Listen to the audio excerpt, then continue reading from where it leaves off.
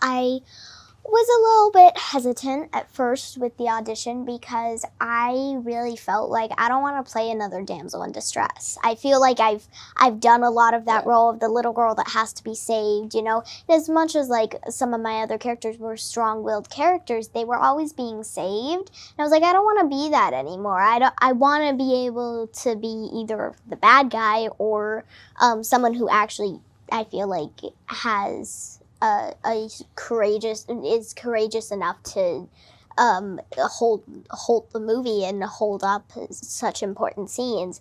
And when I really like fully read the script of the Boogeyman, I was like, Sawyer is this. She is not a damsel in distress. From the first few scenes, you see her as this scared little girl, but as you see her progress, she is a strong soul that is just trying to help her family, and nobody believes her. And it's just so terrifying to think that you're facing this kind of entity on your own because nobody believes you for it. And she is just an incredibly strong character, and I immediately was pulled to Sawyer. And she is just, I mean, a wonderful character that I really enjoyed playing. Anything Stephen King, he's the absolute horror king. I think my first session with Rob, I realized that he was very passionate about it, and he was going to make a naturalistic, grounded movie.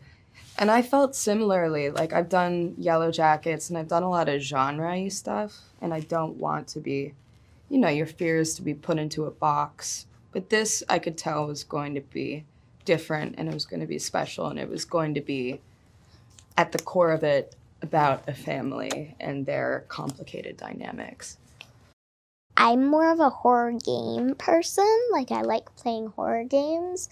And like learning about the lore to it and stuff, but So cool. I don't watch a lot of horror movies. I did 3 as like my step into horror, which was The Witches, Roald Dahl's The Witches, the 2020 version.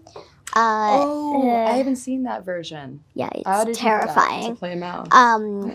But yeah, and then I also watched The Mummy and I watched The Sixth Sense. So those were kind of my step into watching horror movies. And yeah, so it was the Anne Hathaway one that I watched. Nice. That one's terrifying. She gets her Really? hands cut off by a giant the original spinning too. That's air what I conditioner. grew up with. For me, I love horror movies. I'm obsessed with zombie movies. I was obsessed with 28 Days Later when I was younger. Pan's Labyrinth. The Audition. I learned that the theme song on piano and just knew it was the most like messed up movie of all time. Japanese horror is on another level. Yeah, I've always loved horror. I love anything really genre-y.